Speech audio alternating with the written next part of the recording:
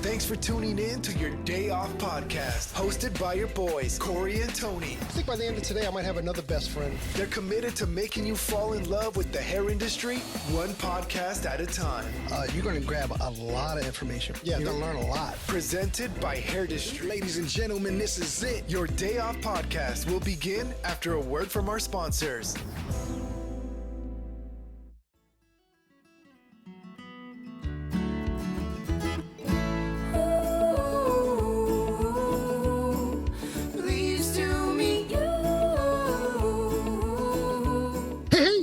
Welcome to your Day Off. My name is Corey. And I'm Katie May.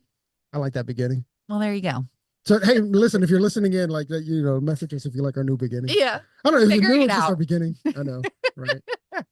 like Tony forbade me from calling anybody my best friend anymore. So That's why I always wanted you to say my other best friend. my other best friend. Okay.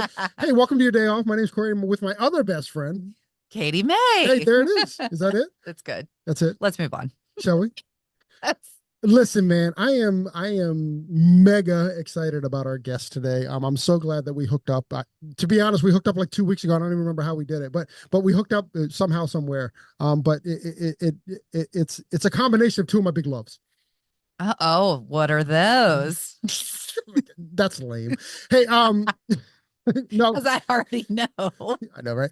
So, for anyone that's listened for more than a couple of times, I love history, and I also love hairdressers and hairdressing. So, our guest today, actually, she wrote a book. Her name is Elizabeth Block, and the name of her book is Beyond Vanity: The History and Power of Hairdressing, which I absolutely love the power. I love right. Yeah. We got to get in that. We got I know. to ask about like what's the power? What does the power mean? Like if we put that in quotations, what does that quote mean? Mm-hmm. But no, I'm really excited about it. It's really cool because, and I've always been open about this. I don't. Generally speaking, I don't like how the media has represented our industry. I think over the years that our industry has been represented as either catty or minute or whatever. Partiers. Right, whatever, but it's not. And this is not. That's definitely a part of the industry, but it's not the entire industry, and it's not the industry that I know. Mm-hmm. Just kind of like in recent history, I really the only off the top of mind, I could be missing a couple, but the only time that I really enjoyed how our industry was represented was how Tabitha Coffey represented it. However, that being said, I don't think that the people that were Tabitha always represented the way the industry should be represented. I don't necessarily think that the cases that she solved, I don't think that those were represented in a not in a non-fair way, but I don't think it was it wasn't the full picture, right, of Sure. what we are as an industry. So aside from that, anytime else I've seen like hairdressers represented, it just gives me the ick, and I don't like that. So back to the word power. Like I'm excited to kind of talk about like the history of hairdressing and the history of hairdressing and all that stuff. Anyways, Let's do it. should we do it? Yeah. Should we bring Elizabeth in? Let's do it. All right. Miss Elizabeth Block, welcome to your Day Off. Well, hello. This is such a pleasure. Thank you for having me. And from here on out, you're just going to be Liz, right? Just Liz Block. Please do call me Liz Block.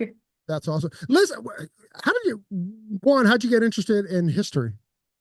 Well, I'm an art historian by training. I have a PhD in art history, and my area of specialty is late 19th century American painting. So paintings by like John Singer Sargent, Mary Cassatt, Winslow Homer, on the walls of like the Metropolitan Museum or the Museum of Fine Arts, Boston. And when I was studying painting toward the end of my degree, I realized that I was much more interested in the representation of women in portraiture, the actual women, what they looked like, what they were wearing, how their hair was styled, much more interested in that self-presentation than in necessarily the biography of the painter or even the painting technique.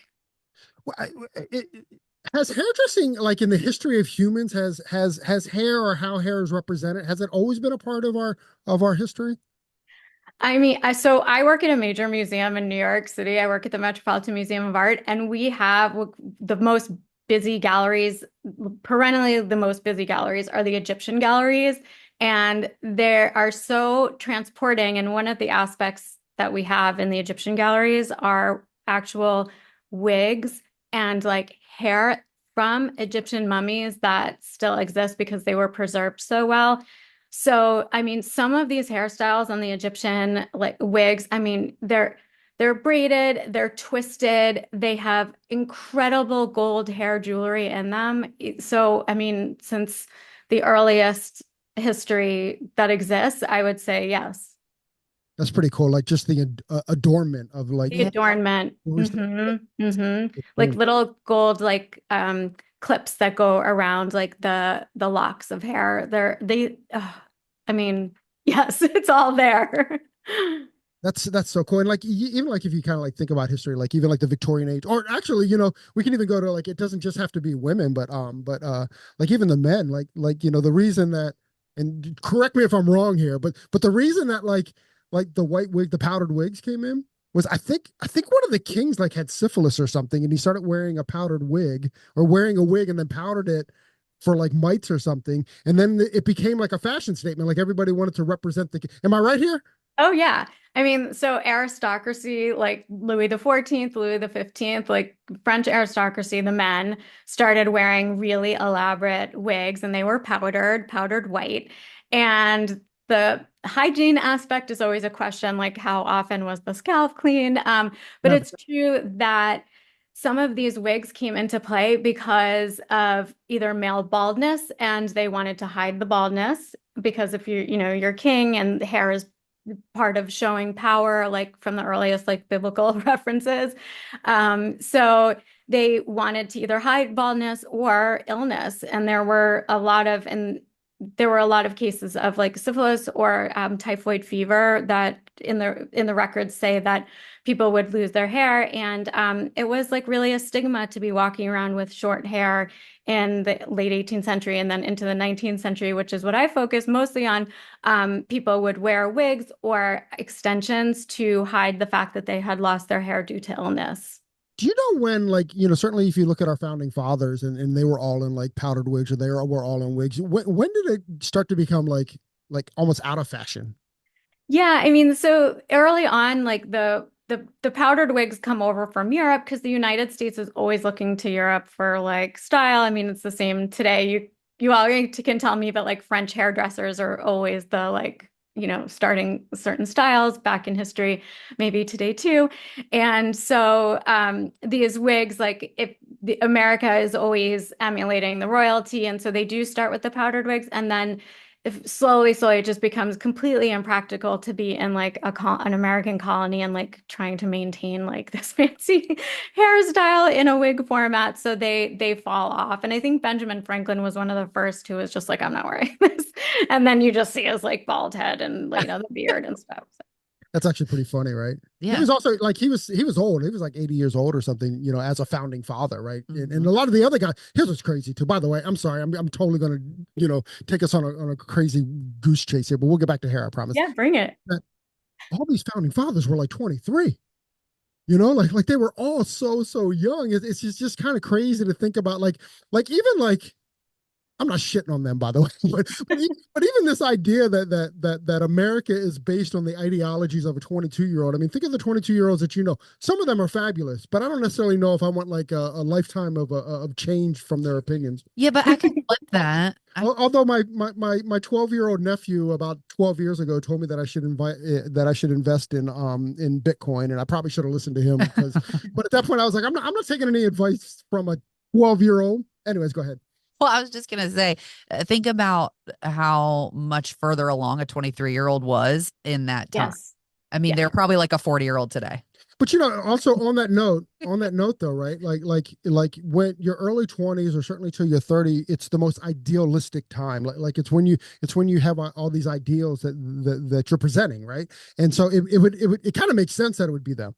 Yeah. Because by the time you're 30, 40, whatever, and there, you have families and stuff, your priorities are different. So this idea that you're living in this like idealistic kind of like space, that is that time. And I mean, even today we see that, right? Yeah. Yeah. I agree. Yeah. Anyways, I told you I'd take us on one more founding father thing, and then we'll get out, I promise. Oh, yes, please.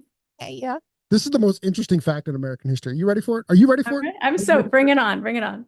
So The very first American-born president was John Tyler. He was born in 1790, right? He's the first president that was born as an American, right? Prior to that, they were all born as like English settler or English, subjects essentially, right? So here's what's crazy.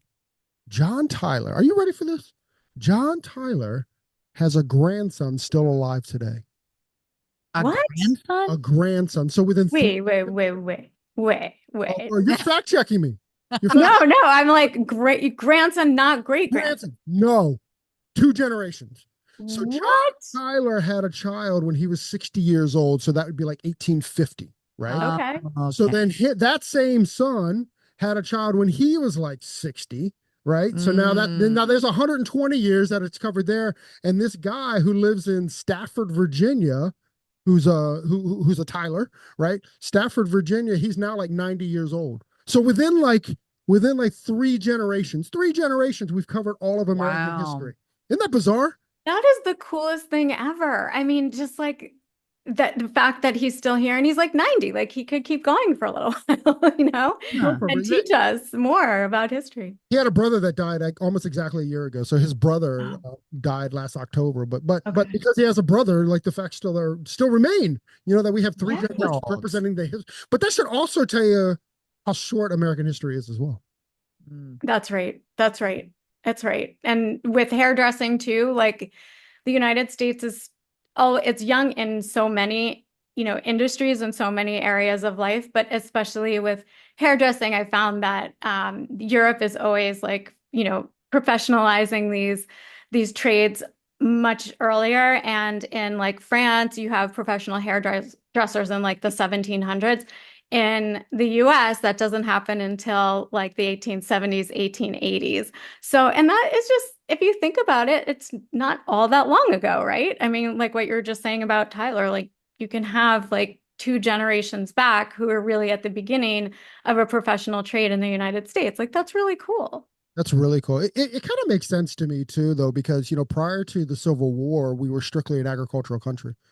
So we didn't become industrialized until like after the Civil War, and we kind of moved into that. So it kind of makes sense that like you're not dressing up for your cows, right? But maybe you're dressing for the person that you're sharing an office with. Yes, there's like a practicality aspect that's like a constant through our short US history. And that makes so much sense what you just said, especially in relation to the wigs that we were talking about too, is that like the US just like throws off those crazy wigs because they're completely impractical. And in some cases, they remain only for like the lawyer, like professions like lawyers and I guess surgeons could wear them, and also members of court would still put on those. And like in England, I think they still do put on like, I mean, they look so wild to us because no one would ever like pop on that like gray wig. But the fact that that tradition remains actually makes like educating people about the history of hairdressing a little bit easier, because you're like, oh, if you look at members of parliament, they still pop those things on. I wonder who's making those. I don't know, but they don't fit very well. They don't fit very well. They don't wear them, they wear them as hats. They look like hats. Yeah. Yeah, it's so crazy, and it's so crazy that like that they're still maintaining that tradition. Mm-hmm. I mean, that's cool. There are some things like that last, that learning the history of it and why they still do it. It's a cool thing to hold on to certain things. Yeah, it is pretty cool. So did you back to the paintings and your obsession with like the women that were represented in these paintings? Like did you said that like the late 1800s? So like what year do you kind of pick up, or is that a fair question?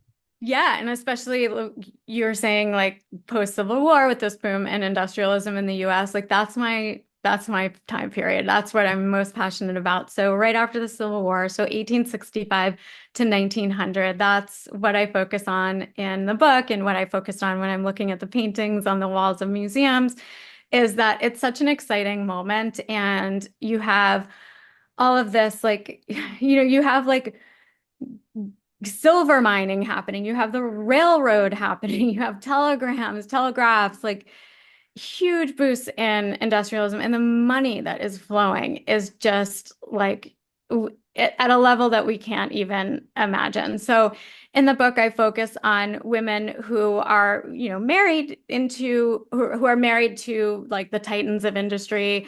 So like the Astors, the Vanderbilts, the McKays, the Goulds, and they have gobs of money. But I focus on like how powerful the women were in deciding how to spend that money. And in a lot of ways in the past, like the ways that women would spend money was considered frivolous or trivial, especially like if they're spending it on having their hair done or the dresses that they're buying from France. And just do not see it that way. I see it as one of the most interesting, like endless amounts of research still to be done on how women choose to present themselves. And when they're paying for thousands of dollars at that time, so let's just say for a painting by John Singer Sargent, a portrait of a woman of society in the 1880s or 1890s, she is probably paying thousands of dollars at that time. So tens of thousands of dollars, even more so in today's money. So it's a huge decision. She's buying and commissioning a painting that is going to like show her ancestors how she looked at that time and how she wanted to present herself.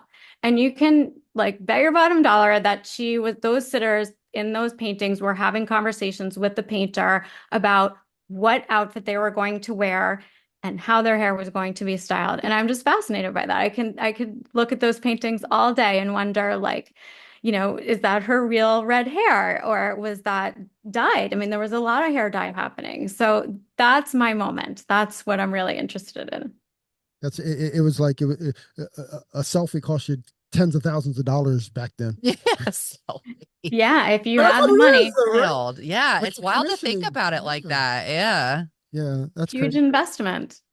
I wonder if like I know Mary Todd Lincoln got a lot of shit for the money that she was spending in the White House, and I wonder if it was just like, and we certainly see it nowadays. I don't want to get too crazy on this, but was it like the 1860s version of slut shaming, right? Was it like to belittle this person's decisions or to belittle this person, even if it wasn't true, it was just like, this is something we can attack. Yeah, that's so fascinating. I mean, there's always a gender bias in history and how women are making decisions versus how men are making decisions. But, with like how first ladies decide to decorate the White House, it's like always this like big, statement of their taste every time we go into a new administration, how they decide to like the interior decoration that they choose, the color scheme that they choose. Is it like, elaborate or is it very like minimalistic? And so, the fact that we still talk about those decisions that first ladies make today, to me, means that they're important. Anything women, this is, something that I focus on and beyond vanity is that anything women spend time on, I think is worthy of deep study. So the decisions that Mary Todd Lincoln was making, like, bring them on. Let's like think about what she was considering. And also like the fact that she had the spending power, that these women were spending money. It's like, to me, irrelevant that they weren't earning the money themselves, that they had the money through their husbands or in a lot of cases like siblings, brothers, or grandparents, or whomever. To me, like, it's the decision-making process, like the act of agency that they were exerting. Like, that's what's interesting to me. Yeah, it's easy to get the money, but how are you spending it? How are you dispersing it? It's Yeah. goes into that. Yeah, and everyone's gonna, like you asked, Court, like everyone's gonna judge how people spend their money. I mean, we still do today, but like, people who spend tons of money in like the aisles of like Sephora or Ulta Beauty, like we love to like judge and say like, what the heck are they buying there and why do they need so much? But like, look at like, on TikTok, it's like we're all looking, like I will watch people do like a beauty haul at Ulta. Am I going to buy any of it? No, but like that, like watching someone make decisions on what they're going to consume and use, like I'm still fascinated by that. So you brought up like the portraits that are like tens to thousands of dollars. Was there also any and for me, I guess it would be more like a journalistic kind of thing. But was anybody covering like, like not necessarily rich people or not necessarily those of influence, but Mhm. was there also I guess through an artist eye, like was there any stuff that's representing, either like it's, post enslaved people or even like, just like not elite, like Yeah. Americans, not just Yeah. that were previously enslaved, but just the poor. Because, sorry, that was the question. We'll get there, but I'm gonna make a point real quick, too, is that, this country was very, very poor for a very long time. There truly was an elite class at that point, and most of most of the people that lived through the 1800s till now, they're pretty poor people. You know what I mean? And it wasn't until we had like nationalized education, in the early 1900s Mhm. was that divide like that. However, I don't understand this, Liz, and I hope that you can kind of tell me about this. And it had nothing to do with art, but like I don't know why like the uneducated soldiers of the Civil War would write the most poetic kind of love letters home at all. And now like I can't string a sentence together. Like it doesn't make sense to me. Uneducated, but all their letters home were like poetic. Anyways, that's it. Oh, That, I love reading letters from the period. So I haven't needed to look at the Civil War soldier letters per se, but I read so many letters from women and diaries of women in this period, and they are writing about, yeah, so eloquently. I mean, that's different, and their cursive is so beautiful, so that's definitely different from today. But they do write about relationships with family members. They write about caring for family members, concern over illness, and they also write about their clothing and their hair. So that's why, like, sometimes, and you were saying, like, that gender bias, like, sometimes the writings of women are seen as frivolous too. Like, oh, they were just writing letters and talking about the weather. And like, yeah, they mention the weather a lot because, like you said about like agricultural society, like the weather is important. It can affect like your crops for the season and like the money for your household. So they do write about the weather, but they also write about like these deep like concerns. And to your point about, the United States being full of people of many different classes in this post-Civil War period, it's extremely important to me that this book, Beyond Vanity, covers women of all classes and all races. So I talk about Black women, mixed race women, white women, lower class, middle class, upper class. I started talking about the upper class because with those paintings by John Singer Sargent, usually like people can envision Madame X, which is a very famous painting of a socialite, an American socialite from New Orleans who goes to France and becomes a Parisian socialite because she marries a really wealthy banker. And she is like very like narrow waisted and she wears this like slinky black velvet dress. But I'm more interested in her hair because it's red and she has this beautiful crescent, silver crescent ornament in her hair and the choices that she made. And then she's very famously wears, and anyone can Google this painting. It's called Madame X by John Singer Sargent and it's 1884 and it's in the Metropolitan Museum collection. But people are really fascinated by the cosmetic decisions that she made. So her skin is very like whitened and all of that.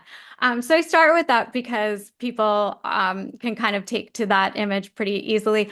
But I also, in the book, really look at the decisions and the imagery of women of the middle class and lower class and formerly enslaved women too, as many images as we can gather. So, women of all classes were making decisions on how they were going to care for their hair and show their hair and present themselves. And in any class, like even if you were, working class and were, working very long days because, there weren't always laws for the 10-hour days at that time, but you would, take pride in cleaning your hair properly and at least styling it as best you could. And for formerly enslaved women, often that would mean putting like a bandana or like a hair wrap over your hair to keep it clean while you were working, and then cleaning and styling your hair, say on Sundays when you had a couple of hours to yourself, if you were still enslaved, or post-slavery when you were still working very long hours.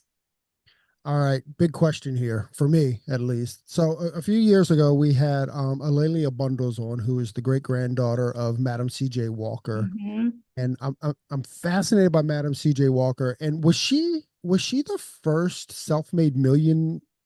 Was it female or first made millionaire in America? I think so. Madam C.J. Walker was the first self-made Black female millionaire, as far as I understand.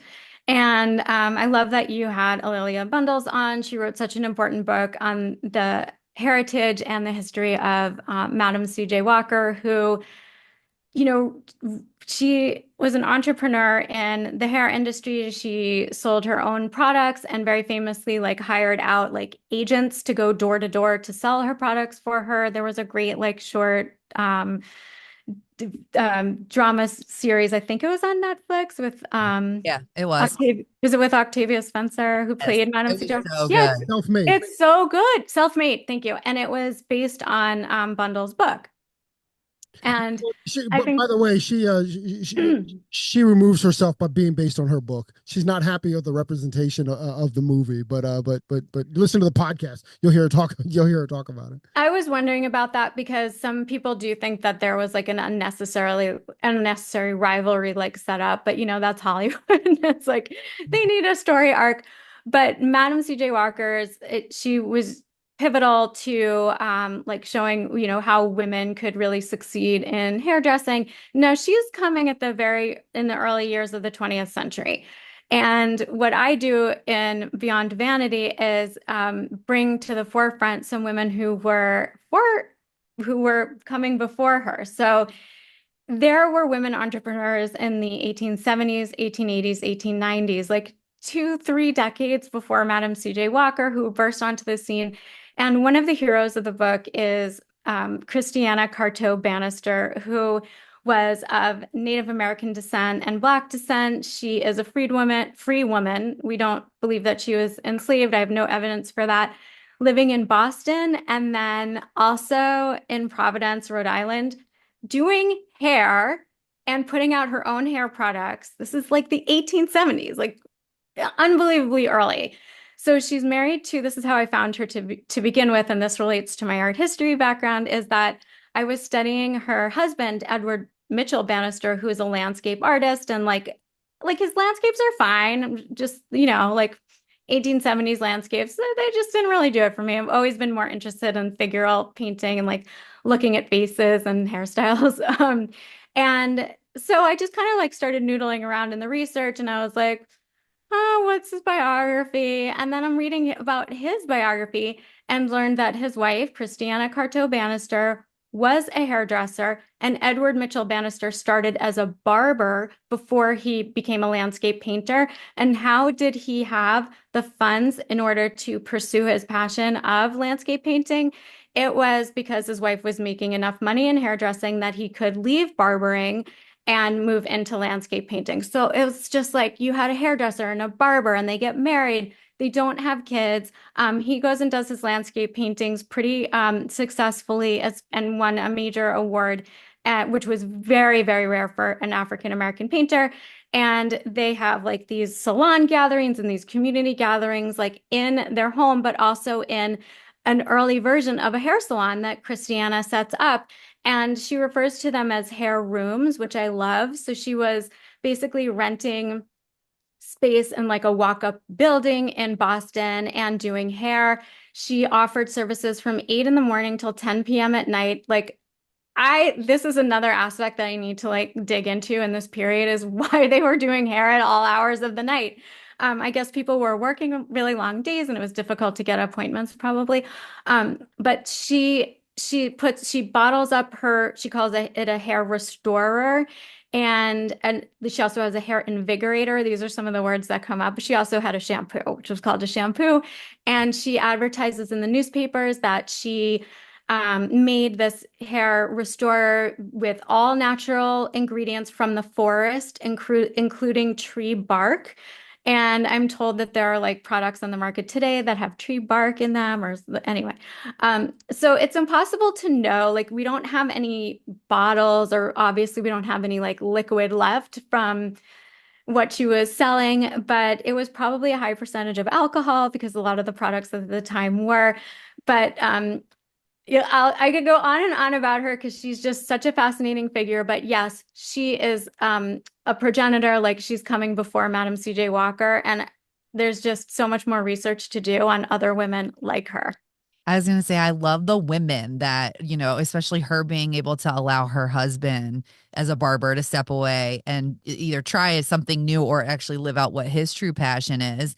Because looking at our industry today, it's all men, like at the top. It totally is. Oh, When at you the go top. at the top, yeah, the people who are in charge making decisions, especially in like the corporate offices, right? It's all men. But I love these stories of these women that are like at the forefront and it was their decisions that, you know, were paving these ways and like really made our industry what it is, you know?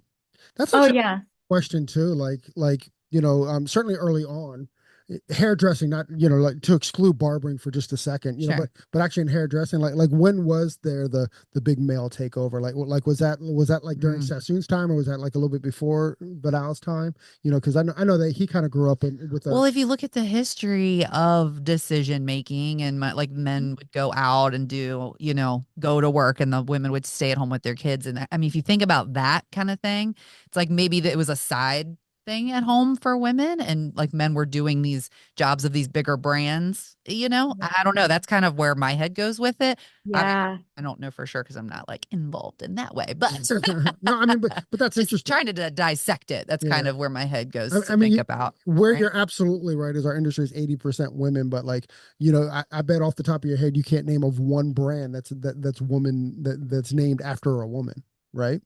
Like at all. Olivia Gardner is the only one, and that was a made up name. That's not even a person. That was just Hmm. they thought it sounded like a Hollywood hair. That's why they named it. That's why they named it Olivia Gardner. But there's not really Mhm. a. I've There's not never thought about it until this moment, and you're right. I can't think but of one. but there's many brands where it's named after a guy. You know, Hmm. there must be some psychology to that too, though. Or ego. Oh, certainly you go. There you go.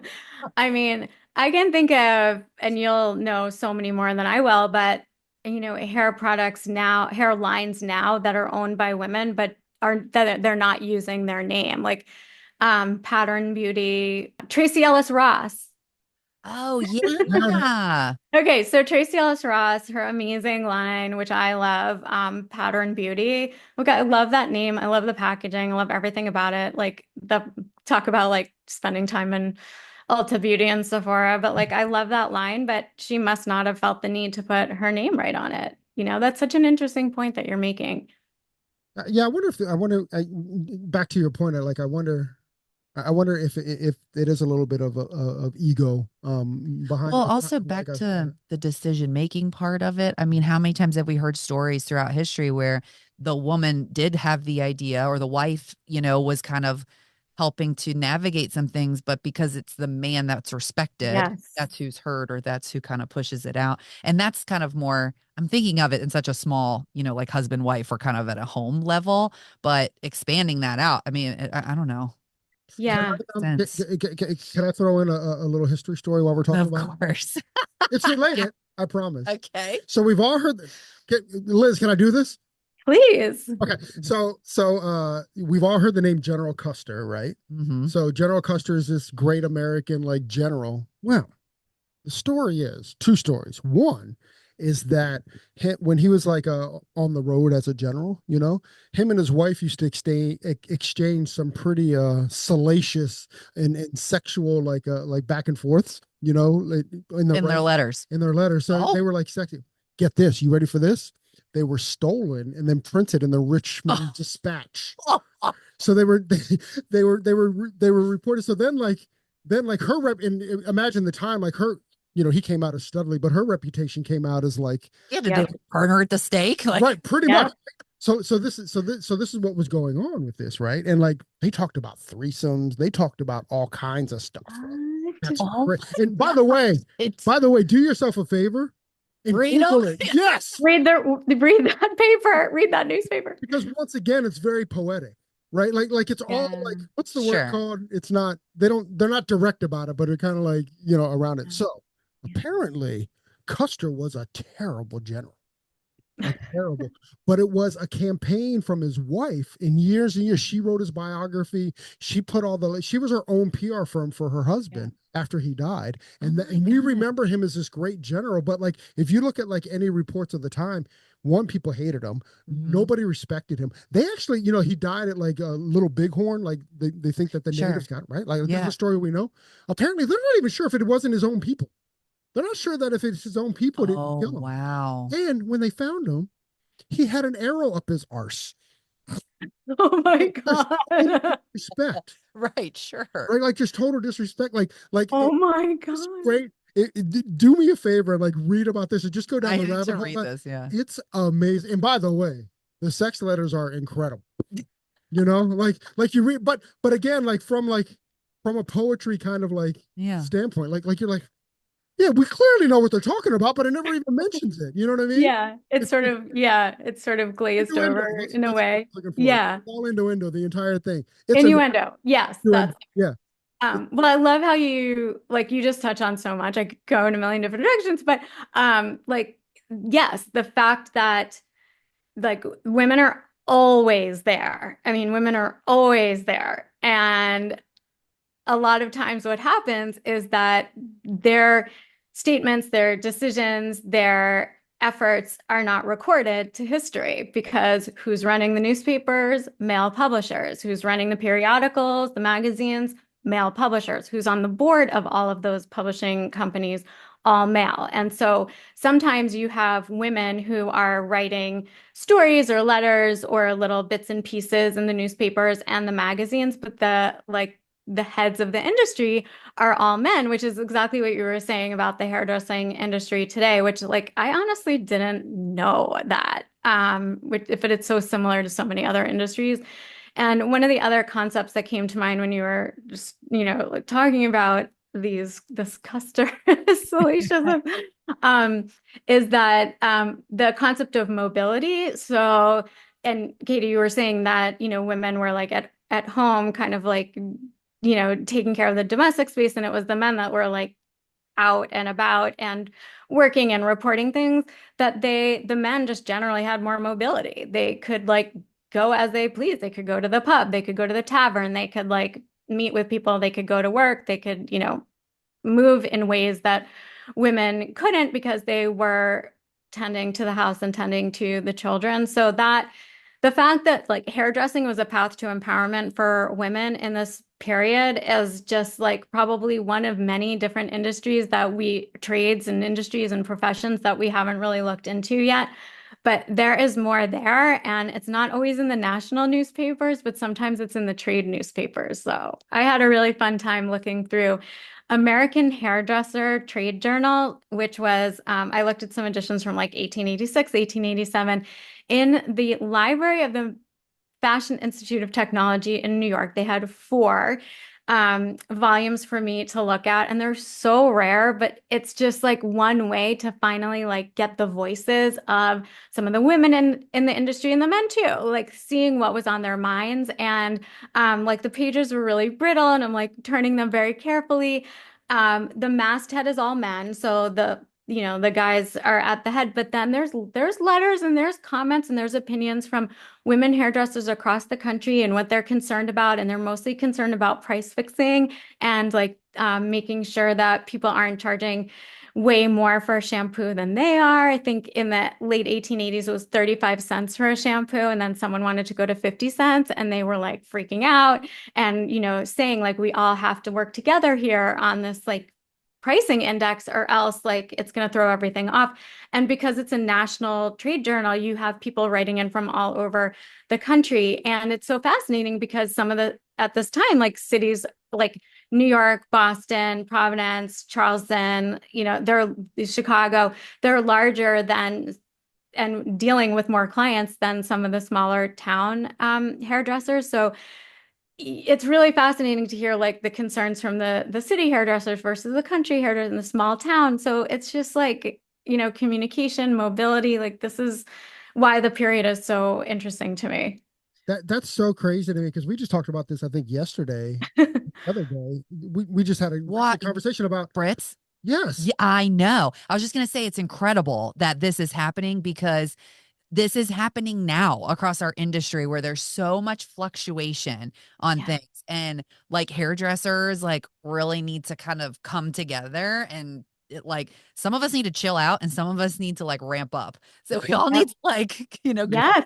yeah, because it's like the same thing that's happening. Like if you don't know Britt Siva, she has the best like business Oh, podcast. yeah. I listen to her all the time, and she was talking about this on her podcast where Yep. just like where we've gotten with the price increase. And just to Brett, I hope you don't mind if I do this really quickly, but She don't mind. yeah, she gave a quick little thing saying like since like 2016, 2017, gas, milk, all these things have gone up 100% in price. Hairdressers have gone up 300% in our price, and clients are feeling it.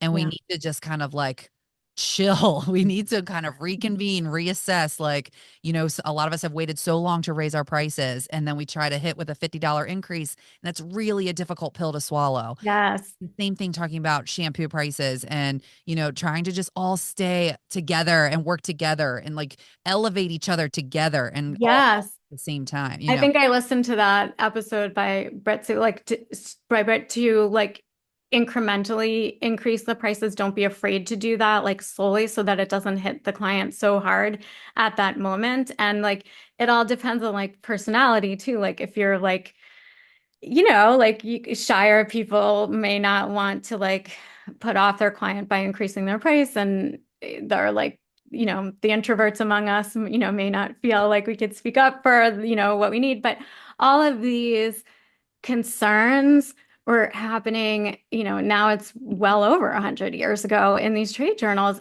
But what you were saying, Katie, about the community aspect and like all working together, that's what these hair professionals are doing. They're writing in and like they're mailing in their letters and they're getting printed and they're like communicating to each other that way in this journal and saying, we need to work together, otherwise things are going to get out of hand and we won't be able to keep up. Wow. So yeah, I mean, business is business. So wild that it's the same conversations The today. same Yeah. conversation. Yeah. Oh, I'm yeah. a little bit mind blown right now. About the same conversation. Yeah. Yeah. I know. I would love to look at more of those trade journals. They're so rare. And this is another like plea to like the current hairdressing industry. Like, please record like your own like like your client, like save some of your records, like take photographs, take images. Like with Instagram, it's so helpful too, because we can see people working, in the chair and in their salons and in their spaces, but like still photographs too, because they're so important. They will be so important to historians someday. I had to go so far afield to libraries, and I was happy to do it. I loved it to find this like very rare images that I reproduce in the book of really early salons and barbershops, because people didn't think that it was all that important to record their businesses. So, if it costs money to get a photograph made, you would probably focus on like your family portrait, right? Sure. So you don't always think to take a picture of like the people working in your workspace. And like, I don't like, I work in an office and like, I never take a picture of myself because I think the lighting is horrible and like, it's boring. Right. But it's not going to be boring to historians. And we need more record keeping. And I'm thinking about like salons that last for just like a couple of years or 3 years or 4 years. And then like the owner goes on to do something else, like take a few snapshots, like please keep them. They're so fascinating to historians.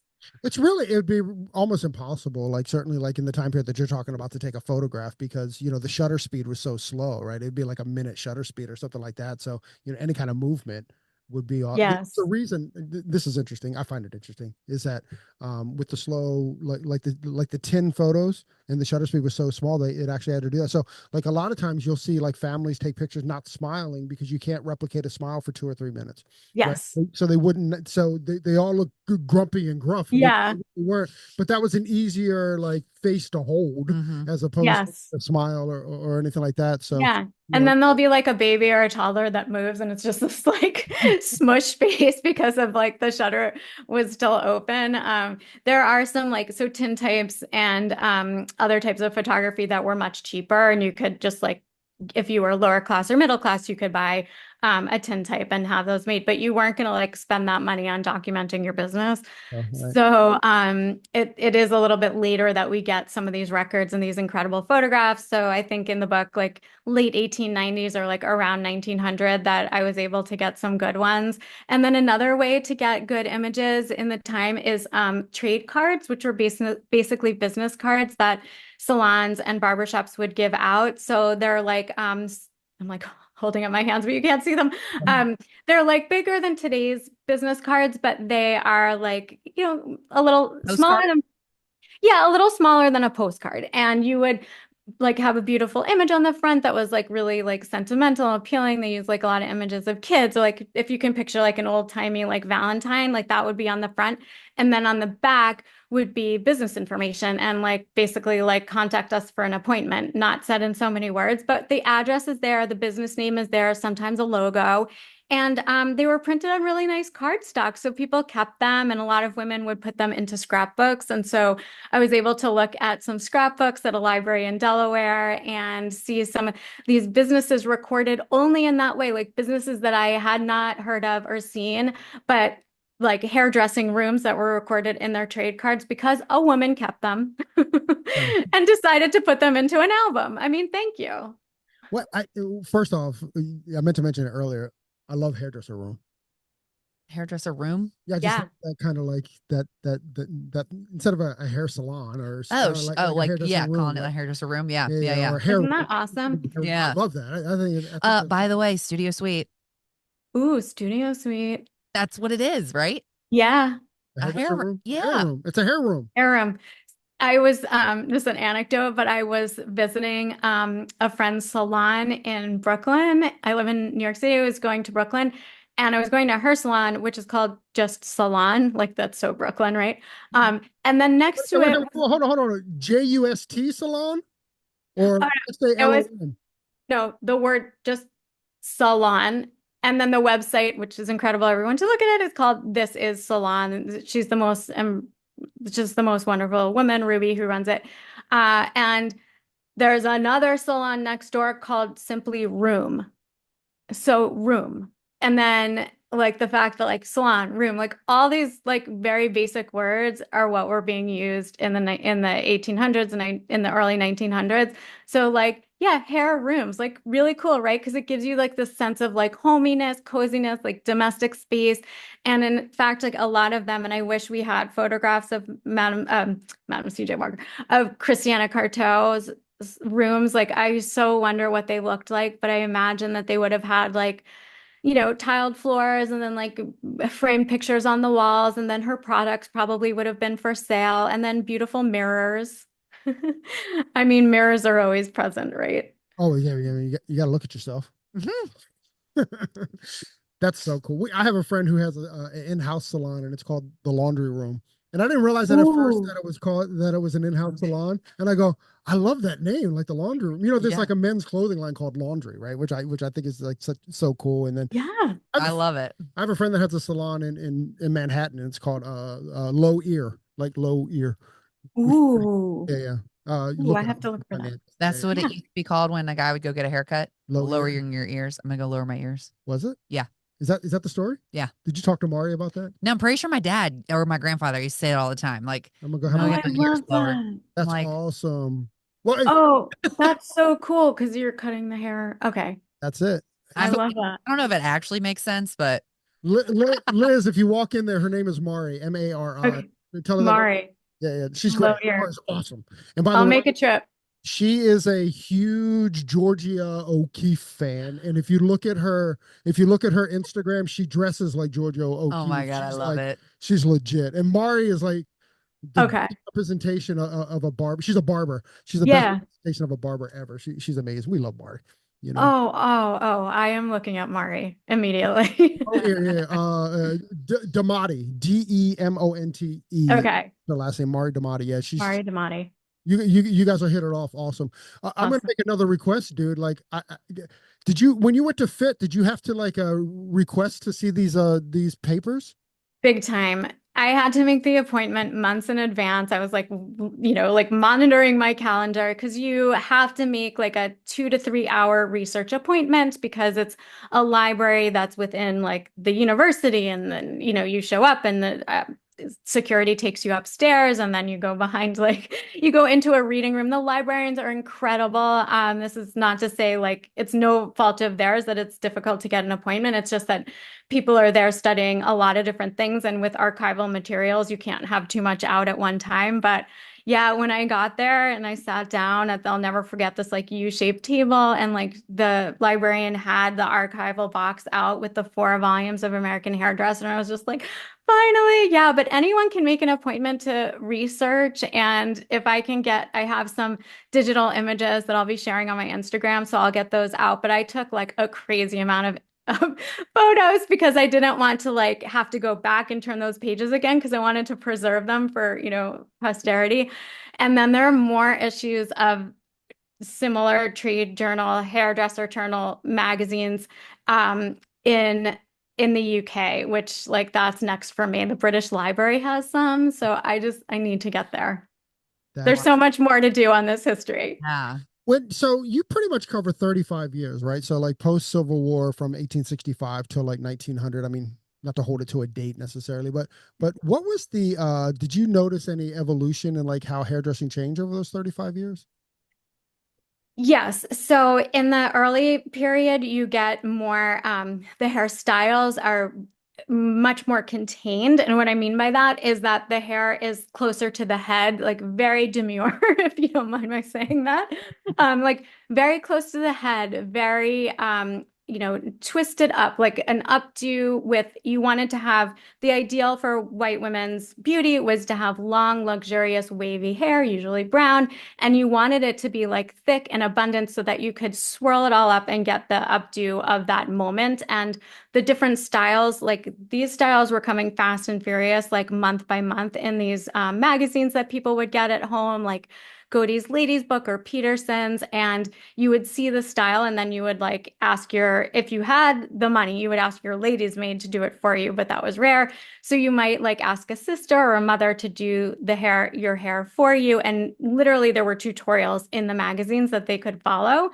And then when you get later in the century, things are getting like a little more practical, so like less involved. And you get the pompadour hairstyle. I show these in the book, where the hair is like really heavy in the front of the head and kind of like air filled. And then it sort of like culminates in the bouffant of about 1900 when you get women who are like outdoors. The type was called the new woman, who's like out riding bicycles and hiking and playing croquet and tennis. And it's a slightly more practical style. And it's really just like a spherical shape. And I show this in the book too. It's again, air filled, and you could achieve it with shorter hair. So we're not talking like the bob in the 1920s, but we're talking like you didn't have to have hair down to like your waist or your ankles to have enough to work with. You could have it shorter, and then you could supplement that volume with rats. I don't know if you still like refer to these like supplements as rats or not, but it was basically like silk or satin, like sewed around either your own natural hair to create like a piece that you could put in and then like put your hair over it. So you didn't have to actually have as much natural hair. So the evolution is really like a kind of like a fussy updo to more of a bouffant. I love that. And that was like white women of the day, of the time. Yeah. Not like did you see evolution in like, African American or, Yeah. again? Yeah, in the book, I show that this pompadour style and the bouffant were worn by Black women, mixed race women, white women alike. And in many cases, I show Ida B. Wells, who was like a major figure at the time for Black rights. And she wears her hair in this beautiful, like natural pompadour and then more of a bouffant as she gets a little bit older. And it's her natural hair wrapped up. So it's not straightened, which is really important because so many of the products on the market for Black women, and mixed race women were about straightening hair. And I know that comes up in the Madam C.J. Walker history as well, that she may have sold some products that were for hair straightening. Ida B. Wells wears her natural hair and just does that right up, and she secures it at the top. And it looks like there is a bun on top that is probably false hair. You can tell in images, there's a lot of photographs and like etchings of her, that it looks like the texture is different for the bun on the top, but it's essentially the same style that was marketed to everyone. Do you like, this book focuses on like the late 1900s. Is there any intention to move forward? I have so much more work to do. I would love to look at the early period, like so like 1900 to 1920. I mean, so like that Downton Abbey type of moment. Like when that bob comes in, people go crazy. Like the women go for the short bob and the men go nuts because they feel threatened. They think it's a quote mannish look, that it's too boyish or mannish looking. And they feel, men of the period feel threatened by women with short hair because they think that they're going to go out into the workplace and take their jobs. And they think that they are, putting on airs, and they want to be more masculine, and that they think that that means that they won't ever have children, or that they won't take care of children, and they won't do their like, natural duties or whatever. So I think there's a lot to look at right in there of the 1900 to 1920. And then then you get to Hollywood and like the 1930s, and like, oh, yeah, I love it. I mean, like 1900 to 1950s, I would love to work on. I think hair history from like this, like you were talking about Vidal Sassoon, like 60s, like onward, I think is pretty well documented and like still fresh in some people's memories from like magazines that still circulate, especially online. But like that, like 1910s, 1920s, 30s, 40s, 50s, like with that Hollywood hair, oh, it's so good. That, I would, yeah, yes.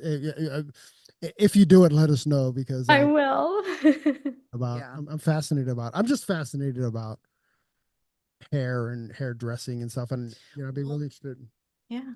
No, go ahead. I'm just thinking, it just as much as what we've talked about, everything kind of coming back, or, it's kind of proof that everything comes back, and whatever goes out will come back. And it kind of, It's really interesting too, and I'm sure there's a correlation there. And I don't want to spend a lot of time here because it can get ugly really quick. But how politics, and not necessarily like politicians, but how politics or how society like dictates, not dictates, but you see the same arcs, right? You see the same arcs with fashion, hair, and where we are as a society. It'd be interesting to kind of look at like a bar graph or something. Ooh, yeah.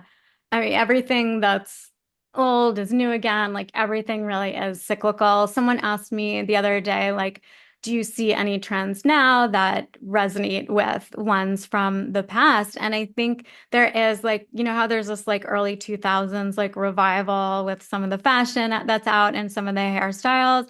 I guess like there's the 90s revival in the hair blowouts now, but then also people are telling me that like the Snooki bump it type thing is coming back. And I'm like, please no, please no, please no.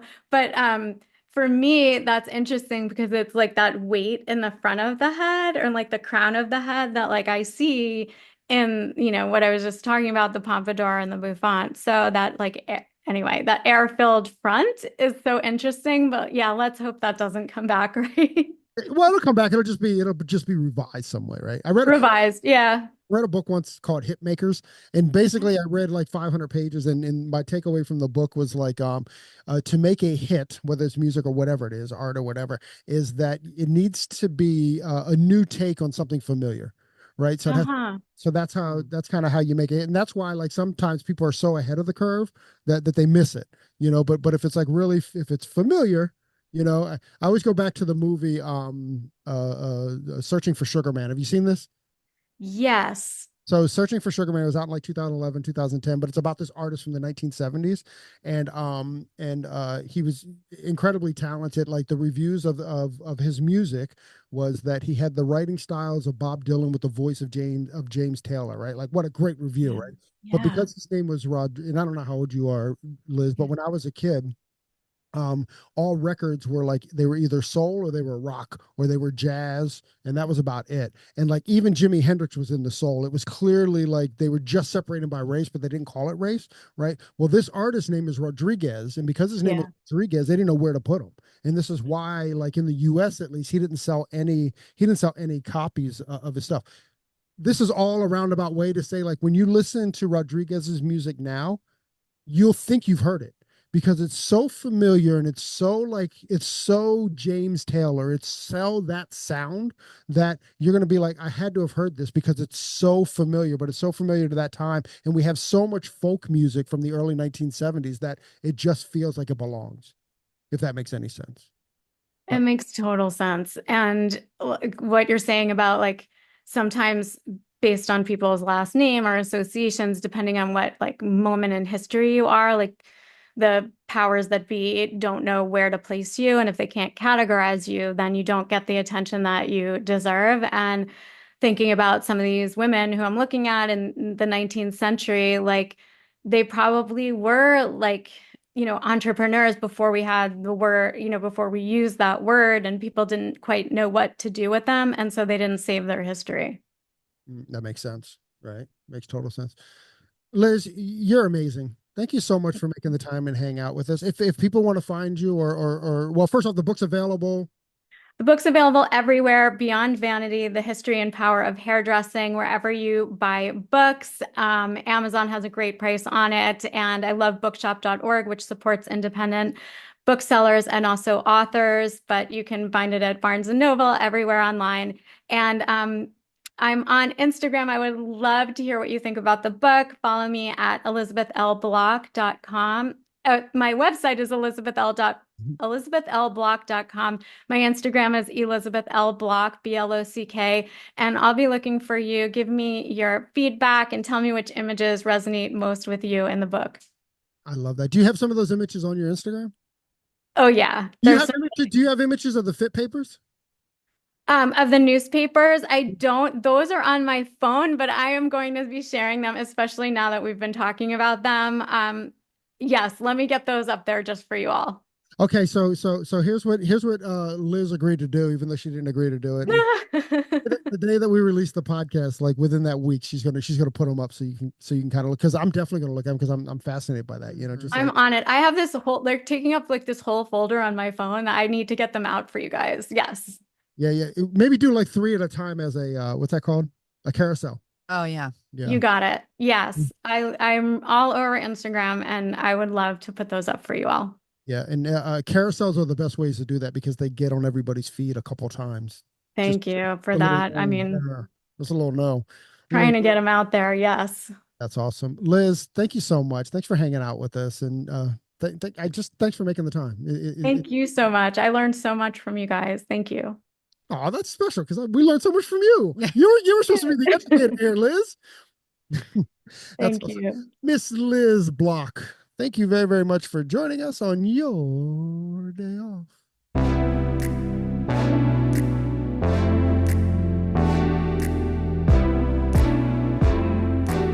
Thanks for listening. If you enjoyed this episode and you'd like to help support the podcast, share it with friends, give us a rating, and drop a review. To listen to all the latest podcasts, please subscribe from your favorite podcast outlet. And to stay connected on and off the show, you can follow us at Hairdressing on Instagram and all other social media platforms. Thanks again, and we'll see you next time. Peace and love.